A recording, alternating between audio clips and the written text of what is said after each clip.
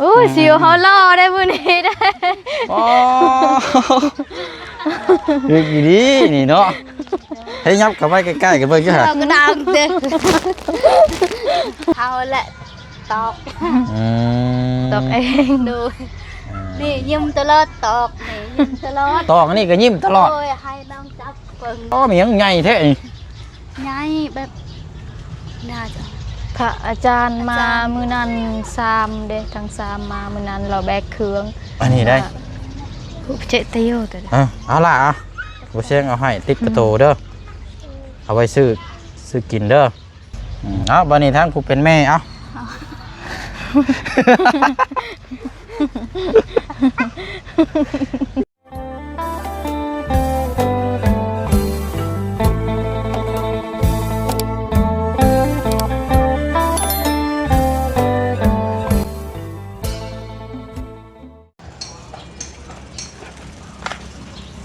ห่อยังอ่ะนะ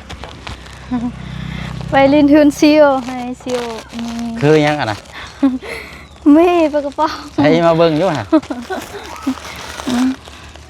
โอ้ของฝากบ่ดิโดยไปลินทืนซิวไปทืนซิวเนาะโอเคแต่เป็นน้องเนาะป้าใส่นอกพอดีแล้วเดี๋ยวไปเบิ่งน้ำกันเพราะว่าต่อเติมของครัวเราพี่น้องเอ้ยแต่ก็ยังบ่ทันได้ไปติดตามเบิ่งน้ำกันเนาะว่าความสำเร็จนี่เป็นจังไดนะพี่น้องเนาะไม่ยังอันนี้มีบ่นี่เดี๋ยวเพื่อไปแล้วนี่เนาะมีตกสุกแล้วมากับทางน้องอ่อนคือเก่าพี่น้องเพิ่นมาเยี่ยมยามเชี่ยวก็ได้ให้น้องเพิ่นมาเห็นน้ำ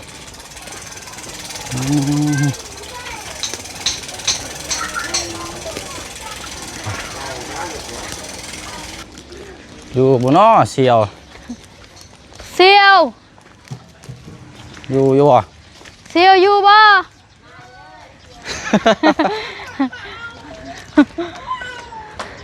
หมูข้าวนี่เนาะ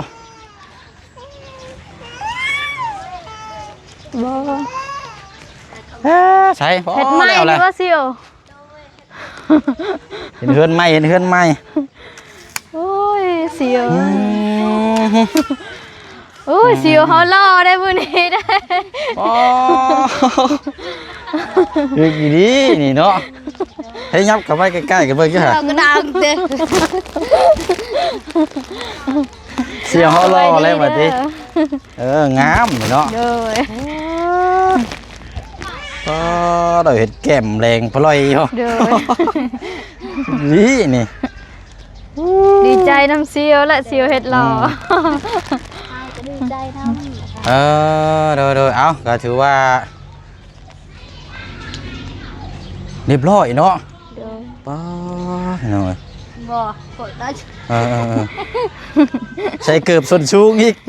เกือบย่องอีกอยากได้ชูเด้อตามดูเด้ใส่เกือบส้นชูงน้ำเด้อนี่บ่ธรรมดาได้นี่พี่น้องเอ้ยเอาใส่เนาะเดี๋ยวไปแซงเขากล้องน้ำก่อนมันกานั่นอยู่บ่แน่นอยู่บ่แน่นเลยโอ้ขักเลยบ้านนี้เนาะแบบนี้คล้ายๆแน่เฮ็ดอยู่เฮ็ดกินแบบนี้เนาะคล้ายแน่บ้านนี้อันนี้รถเบิ้งรถถ้วยบ่วงรถจังมันยังมันยากบ่าวหนังการ์ตูนทำเราได้เล่นกับนางแซ่บ่เคยซ้ำเราวันนี้เต้นกันกับเต้นบ่เคยไปเลยแซ่อันยับไปพูดเนี่ยจักหน่อยแน่เอาสบายดีเด้อพี่น้องเนาะสบายดีพี่น้องนำกันอีกเนาะมาเบิ่งความสำเร็จนำกันสำหรับทางตัวเติมของครัวเนาะของครัวแล้วนี่แก้มแรงไปลอยเลยเนาะโอ้คนเฮานี่คันว่าฮู้จักแต่งนี่ก็งามเลยเนาะบ่เป็นว่าย่องได้นี่ก็เอ้าเนาะทาลิปสติกบ่ลิปสติกแก้มเนาะกันโมท่านี่สังเกตมึงด้วยนี่มันจะเป็นไปคือผ่ามือนี่ได้นี่ว้าเห็ดแล้วพี่น้อยมวนในใจเด้เจ้าแต่งหน้าแต่งตาเอ้ยเสียวยังไม่ได้อาบน้ำเสียวทางนี้อาบแล้วเนาะทางนั้นยังทางนั้นเนาะแบบน้ำยังได้มายังเพอยู่อาบน้ำห้วยเด้ น้ำห้วย โดน โอ้ อ๋อ ให้เชียวก่อน เอาละของฝากของต้อนเชี่ยวเพิ่นเอาได้ยังแน่เพิ่นอยู่หา มังกรจ้า จะอุ้ย เอาดีใจน้ำเนาะ โดย แล้วเรียบร้อยเลยแล้วแต่จังมุงก่อนแม่น้องเอิง แล้วแต่12 โมง 12 โมงก็บ่ได้หึงอันนี้เนาะผ้าบัดนี่พอดีบ่ พอดีเลย เพราะว่าอันฟิตตัวนี้น้ำเนี่ยเนาะโอ้ยังบ่ทันได้ฉลองตัวนี้ยังบ่ทันได้จุหนึ่งเข่าเนาะ โดยย่างเขาเด้ หนึ่งเข่าอย่างนี้ มื้ออื่นยังหนึ่ง อันนี้ก็หม่องว่างถ้วยบวง โดยเฮาแหละตอก ตอกเอง โดยนี่ยิ้มตลอดตอกนี่ยิ้มตลอด ตอกอันนี้ก็ยิ้มตลอด โดยให้น้องจับเบิ่ง เฮามือนั้นก็เฮ็ดคุกข้าวไก่นั่นเซียวนี่มาซอย ตอกอันนี้ก็ยิ้มตลอดมันยังอันนี้คือคนมีความหักแท้นี่เนาะโอ้บ่ได้มีความหักแต่ว่ามีความสุข โดย ก็เลยยิ้มตลอดพี่น้องเอ้ยอันสิเว้ากันอันนี้แหละพี่น้องเอ้ยเนาะความสุขนี่บางเทื่อบางที่นี่บ่แม่นว่าคืออันนี้หรอกพี่น้องเอ้ยบางเทื่อบางที่นี่เฮาอยู่คนเดียวนี่เฮาหาความสุขนี่บ่เจอ โดย เนาะบางเทื่อบางที่แต่นี่คือบ่เชียงเข้ามานี่ก็บ่แม่นเว้าอะไรพี่น้องคือเข้ามานี่ก็มาสร้างความยิ้มความเบิกบานให้ทางเรานี่มีความสุขในตัวเราเองและก็ทั้งครอบครัว โดย ก็ถือว่ากันสิเว้าก็หลายคนแหละเพิ่นจังว่าให้กำลังใจกันเนาะก็ได้มีความสุขแล้วก็คือเบิ่งให้แล้วตอกอันนี้ชื่อก็ว่ายิ้มก็ว่าดีใจนะพี่น้องถ้าบางคนคิดว่านี่เฮ็ดคนเดียวยิ้มไม่ใช่นี่คนอื่นมาเห็นเขาคิดว่าเขาเป็นบ้าเพราะนั้นเนาะแต่จริงบ่แม่นเลยดีใจเด้ โดย ให้น้องจับก็ยิ้มตลอด เสียอย่างเดียวบ่นี่ไฟเนาะมาไฟดอกชราเชลก็บ่ได้มีบ่ คล้ายๆแน่ใจสบายบายแน่ก็ยิ้มแน่ อันว่าอยู่ในพี่ได้ใช่ไหมนะอึ่งไฟบ่ได้มีบ่ บ่มีเลย ไฟอันกันแดดไฟชราเชลก็บ่ได้มีบ่ บ่มี มันอยากมืดได้เนาะ โดย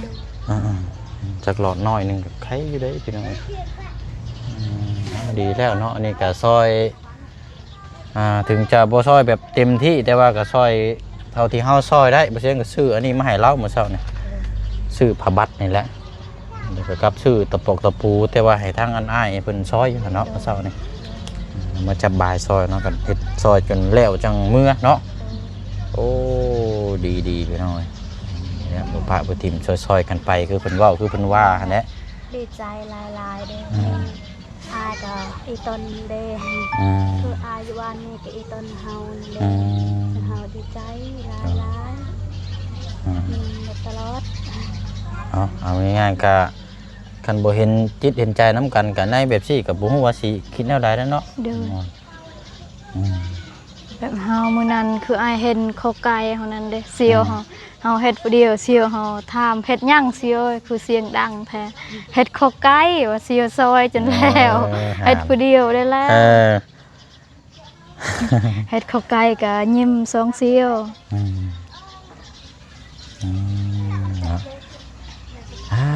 เนาะดีแล้วบัดนี้เนาะนี่แต่ว่าเฮาก็รับนอนให้ตลอดและปลอดภัยบัดนี้เนาะ แบบนี้คล้ายๆนะอยู่เฮ็ดกิน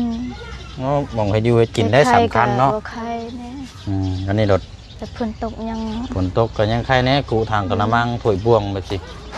มันจังแห้งไว้เนาะน่ะมันจะเป็นเรียบร้อยเลยนี่โหลดไปชอบมอรถโอ้ยเนาะจักมันยังแม่นยาป้อมียังใหญ่แท้นี่ ใหญ่แบบน่าจะ พระอาจารย์มามื้อนั้น3เด้ทั้ง3มามื้อนั้นเราแบกเครื่อง อันนี้ได้ โดย อัน มาจ่ายเครื่องเด้ พระอาจารย์มาแต่ฟังไทยซั่นบ่ โดยเรามา3 เพิ่นมาแจกอยู่หม่องโรงเรียนอยู่นี้ โด บ่ ยเรามาแจกมองเฮียนนี่ ให้เฮา โอ้ ให้ลูกเฮาได้เฮาสิ ป้อกระโตกเลยพี่น้องบักไง โดยเรา ตรง เฮา นี้ ก็ ไป เรา เอา ให้ ตลอดไข่มดแดงเด้ อันนี้บ่ คัดเด้โดย ไข่หมูแรงนี่ถือยกไปสิเลย โด โด ย ย ซื้อไปขายเลยยก โจมไปสิเลย โดย ไข่หมูแดงเด้อประมาณนี้เนาะ โดย อันนี้คือลมมางแห้งกับชิโร่แดง แบบนี้แหละล เรีย ม บร้อย ไม้ แล้วเจ้าเนาะเอาดีละพี่น้องมีกระโตกใส่ข้าวบักใหญ่ๆเป็นหม้อแกงยังให้แต่กระโปะยังก็มีเบิดเนาะ โดย อืมอืม นี่ก็ลูกเฮา ใช้ลูกชายกกนะ นี่ เอิ้นเรามายังหำบ่คันได้เห็นเขาวกล้องจักเทื่อ เยอะ มาพี่ละ นี่ให้ ป้อมที่ไหนอยู่ มาเดี๋ยวให้ทางปะลุงเบิ่งก่อน สบายดี พี่มาหาบ่เชียงพี่ก็ได้ ไว้ดีก็ได้นะ โอ้ใหญ่เลยเด้นี่เนาะจักปีแล้วก็ แปะเก้า8 ปี9 ปีแล้ว 9 ปี โดย ยัง10นะเนาะคันสิเว้ากัน โดย ใช้หาเบิ่งคอนก่อนมีคอนเดียวเนาะใครอยู่คัน2คอนนี่2เมียเด้ สบายดีล่ะ สบายดีละ เอาสบายดีซื้อได้ก็ คือเท้าทอง หึ เท้าทอง เทิง โดย เทิงบ่แม่นต่ำเนาะ โดย เท่าเทิง นี่ก็เบาตูนไปเมื่อวานนี่ก็เมื่อยไปการไปสินอน เดี๋ยวอย่าพึ่งไว้ก่อนแป๊บนึงให้เรานอนก่อนก็ได้ เมื่อย คนนี้ โดยนอนแดดละนอนเมื่อยไปการมองเมื่อย อันนี้บ่หาอยู่หากินนะการกบการเขียดนะ โดย โอ้ นี่เห็ด หาอยู่หากินได้เลยเนาะนี่พี่น้อง ได้ไปหาอยู่หากินคู่มือซอยแม่ มายังนั่นนะเฮ็ดยิงบ่ โดยยิงกบโดย อาวุธเนาะ โดยเห็ดเอ โอ้ งแหละ เฮ็ดเองบ่นี่นะ โดย เอาดีแล้วเนาะเอาแบบธรรมชาติให้อยู่เฮ็ดกิน เลี้ยงน้องเลี้ เอย ง อ แม่ เก่งเนาะ ยายมาก็เลี้ยงแม่ โอ้ยดีแล้วเนาะหันน่ะให้ลูกหาเต้าหาอยู่หากิน บางคนใหญ่มาซำนี้ยังบ่ทันได้ฮู้จักหยังใด นี่ก็รู้จักหมดเห็ดนั่นก็ จักหาอยู่หากินเนาะ ซอยแม่ อืม นี่ก็จับให้ปลานี่แหละเห็ด เออ ถือว่าซอยกันเนาะ โดย โอ้ จะได้หน่อย เอานี่แหละพี่น้อยลูกชายแล้วคนกกโซลานี่บ่เชียงบ่ได้ค่อยอันนี้ปานใดบ่ค่อยเห็นทางน้องเอิงเด้ไปใช่ซะไปเล่นบ่ แหละบ่เอา อย่าลอกบ่เป็นอย่าลอกให้น้องคนนั้นก็ได้เฮาเห็นก็ได้แต่ว่าส่วนหลายบ่ได้ค่อยเห็นทั้งผู้นี้นะพี่น้องมีแต่ว่าลูกไปหาอยู่หากินลูกหาอยู่หากินแต่ว่าบ่ได้เห็นจักเทื่อ ไปหาอยู่หากินก็บ่ได้เห็น เข้าโรงเรียนอยู่บ่นี่ ไม่ได้ขาย เอ้า ก็ปีนี้เขา เข้าได้เรียนน้องเขียนให้เด้อ ปีนี้ให้เขาเด้วันนี้เด้ ติดหนี้ให้ข้าวสบาย อืมบ่มาเด้อลูกไปพุ่นเด้อ บ่ได้ได้เนาะส่งบ่ใช่นี่เนาะดีละขยันพี่น้อง บ่ได้ขยันก็ผู้ใดสิซอยแม่ลูกเฮาก็คือกันน้องคอนเสียวเฮาได้ผู้นี้แบบเฮาได้น้องคอน ได้เลี้ยงกันนะเนาะ ดู ได้เลี้ยงกันลูกเรา2คนพี่น้องลูกเฮาก็ยังบ่ปะเฮาไปอยู่ไสก็ไปแล่นมาตำลังบ่ให้แม่ไปผู้เดียวเลยให้ นี่ก็ไปหาน้ำไม้ไปหาน้ำกันนี่ว่า อยู่หากินเนาะโอ้ยเนาะเอาเบิกก่อนพี่น้องเอ้ยให้รางวัลทั้งบักหลายเพิ่นก่อน เบาตูนมากับเราลูกเฮานอนเซยแดดก็บ่ฮู้ก็แดดเลย เอามื้อนี้อันทีมงานเขามาหาใช่บ่ โดย เพิ่นออกเมื่อแต่หึงนะบ่ ครั้งแรก โดย ผู้เจเตียวแต่ เอาล่ะบ่เชียงเอาให้ติดกระโตเด้อเอาไว้ซื้อกินเด้อไม่ยังฝนบ่น่ะ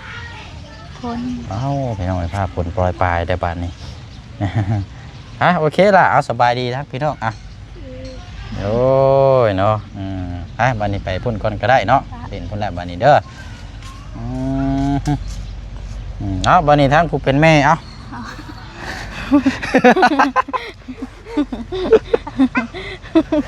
แต่งตัวงามพิเศษมื้อนี้นะก็นี่ก็เลยเอ้าพิเศษก่อนมื้อนี้เป็นได้ไดอันนี้เนาะ500กีบครับ โอ้ยอันนี้ก็ปลายเศษอันน่ะชายคาไฟพี่น้องเอ้ย65,500กีบกับทมทอนมาให้ โอ้ยผลปล่อยปลาช่ำนี่เนาะมึงก่อนเด้อเอ้าก็ไปในก่อนก็ได้บัดสิเอาคัดจ้องมาบัดคือผลรู้สึกว่าคือสิบ่ตกเนาะ เด้อ แต่ว่าพังเบิ่งมื้ออื่นนี่น่าจะตกอยู่บ่หรือว่าบ่ตกพี่น้องแต่ว่ามื้อนี้ก็ตกแต่ตอนแรงนี่มื้อนี้ฝน เนาะ บ่ได้ตกเลยเฮาไปเอามักเพชรเด้อเป่าหนึงเฮาได้ไปเอามักเพชรอยู่สวนน้องเฮา น้องเปลี่ยนเพิ่นบ่ โดย แม่นบ่เจ้าหาบขายตอนนั้นน่ะ โดยเฮาไปขาย ขายเบิดอยู่บ่ ยังเหลือ4ธง เหลือ4ถุง โดยเฮามือ4ธงเฮา พริกแล้วก็ โดย เลือดดิรอเลยพี่น้องเป็นพวงเป็นเปียงอยู่เนาะ โดยน้องเฮาไปขายอยู่ละบ้าวนั่นเฮาปันกันขายเด้เฮาขายอยู่บนดงนี้น้องเฮาไปขายอยู่ละบ้าวเฮาได้1,700,000น้องเฮาได้200,000เงินเวียด อ๋อเอาอย่างน้อยก็มีเครื่องของขายเนาะ โดย พอได้เยี่ยง แบบ ชีพ คันเพิ่นตกตลอดนี่กำลังคันนำมานี่น้ำท่วมหมดก็เลยแบบไปเอาให้ ต้อง ไป ข้า ขา วย ปิดแล้วพอมาขาย โดย สิว่ากันโอ้เนาะน้องออนรู้สึกว่าเสี่ยวเจ้านี่งามเป็นพิเศษได้มานี่เนาะจะว่าบ่อ้อน่ะเดือดมากๆเลยเห็นดึงอีดีนี่ โดย เจ้าเห็นงามอายผัวเฮาเว้าบ่ได้เหมาะสมกับเราแหละ อ้าวบ่แม่นเนาะเอาไปคิดเอานั่นบางเทื่อกับบุญบ่ถึงสิอุ้มกันบ่ได้เนาะ โดย เพราะเรางามได้แต่งกระตนกระโตเนาะ โดย เนาะเอ้ยเจ้าใส่ครีมหยังนี่คือเดือมแท้หน้าเจ้า ไปเคย เอาถาม เจอ ที่มันหน้า ครีมแอนนา โด โด ย ย ครีมเซ็ตนี่บ่แบบเซ็ตบ่หรือว่าแบบใด แบบเสร็จนี่นะ เซ็ตแล้วก็ทาบ่ โดย เนาะใส่เอามาเบิ่งอยู่ห่ามันใส่นำได้นี่เนาะดื่มมากๆเนาะน้องอ่อน งามได้เซียวเฮาได้ แบบนี้เฮาทึกได้ใจเฮาได้เซียวเฮาเฮ็ดแบบนี้เด้ที่เก่านี่เซียวเฮาแบบปกติเซียวนะเซียวแบบยุ่งยากเด้สุดใจกุนกวายก็บ่เลยก็บ่ได้แต่งหน้าบ่แต่งตา คันว่า บ่ได้ใส่เครื่องคอง มันก็บ่งามเนาะ โดย โอ้เฮ็ดยกขึ้นมาใส่อันนี้บ่ โดย อ๋อแม่นี่เหรอโอ้ครีมอันนี้นี่ครีมแอนนานี่บ่เชียงเคยจับอยู่กล่องหนึงอยู่บ้านบ่าวบุญคงเราขายเมียเราขาย โดย นี่แหละกำลังหมดแล้ว เพราะว่าตัวกล้องน่ะเป็นตัวเซ็ตอันน่ะเนาะ โดย แต่ตัวนั้นเป็นตัวท่าบ่ โดย เซียวกันนี่แบบ ดื่ม เวลา มกเลย เวลายามดองยามนั้นไปยืมคือแป้งเซียวนี่เหรอ เสื้อก็ยังบ่ได้ส่งคืนเซียวยังเอาไว้อยู่เฮือนเวลางานดองยืมเสื้อเซียว เออ แบบเซียวเฮ็ดผู้สาว อันนี้แหละเพิ่นห้องว่าไก่งามเพราะคนงามเพราะแต่งเนาะนี่ก็คือกันแหล้วพี่น้องเอ้ย ได้ไปขายหน่อไม้ ขายหน่อไม้ซื้อครีมนี่ เออ โอ้ ซื้อครีมนี่ก็ยังบ่หมดเวลาอยู่เฮือนแต่ถ้าเวลาไปเฮ็ดเวียกก็บ่ได้ท่าแบบนี้บ่แม่นไปทาตลอดนี่ โดย เวลาเฮ็ดเวียกก็บ่ได้ทาซ้ำเวลาอยู่เฮือนไม่ทา แต่ว่ามื้อนี้นี่ครูอยู่เฮือนมื้อนี้เนาะบ่ได้ไปเฮ็ดเวียกแตกต่างกันเลยกับน้องอ่อนบาดนี่ว้ายเรียบเลยเห็นบ่ เซียวยังบ่ได้อาบน้ำหอมได้เซียว กินหอมบ่ โดยน้ำบ่ได้มา เนาะ น้ำเพลแล้ว เอาอันละจ้ะโอ้ยมันมาแห้งเดี๋ยวได้น้องอ่อนบาดนี่ โดย คนนี่เฮาสิบ่ได้ย่างเมื่อก่อนพอสบบัดนี่ กระหอกอยู่กกอันนี้กระหอกหรือกระแตน่ะตัวใหญ่เนาะกกเผานี่เล่นน่ะนั่งแนกๆอยู่เห็นบ่กระหอกกระแต กระแตแม่นบ่ กระแตเนาะ ก็หอก กระหอก กระหอกเนาะ โดยก ก็ ระห ห อ อก กเพื่อนอาเจียนเลยนี่ อ๋อเราเลี้ยงบ่ โดย อ๋อเอ้ามันค่ำมาแล้วมันไปนอนอยู่พุ่นจังบ่ โดย หละเครื่องเล็บบันนะ โอ้ เราเลี้ยง เราเลี้ยงเนาะ โดย โอ้ยังกระหอกโอ้ยเนาะนึงเดี๋ยวบางนึงว่านกกับบ่แม่นนี่คือใหญ่แท้นี่ว่าเบิ่งโอ้ เบิ่งบ่แจงคิดว่านก เนาะเอาดีแล้วซะเนาะมีแต่ว่าหั่นแหละพี่น้องได้มองเฮ็ดครัวมองอันน่ะพอได้ส้นมองเฮ็ดอยู่เฮ็ดกินก็ถือว่าโอเคแล้วบัดนี้เนาะมีแต่ว่าเนี่ยเราก็จังมาเยี่ยมมายามทำข้าวน้ำเราอีกน้ำกันเว้าถึงคือบ่เสียงเขามานี่สิแบบนี้นี่มีความสุขอยู่บ่ โดย แบบบ่ได้เครียดบ่ได้หยังบ่ บ่ อย่าถือซาเด้อ โดย เพราะว่าทุกคำเว้าคำจานี่คืออยากส่งห้อยยิ้มให้มีกำลังใจนะก็บ่ให้เครียดนะเนาะ เครียดหยัง เดี๋ยวว่ายันว่าเครียดมาหลายแล้วยันมันเมื่อยแล้วก็เลยอยากให้มีรอยยิ้มอยากให้มีแบบ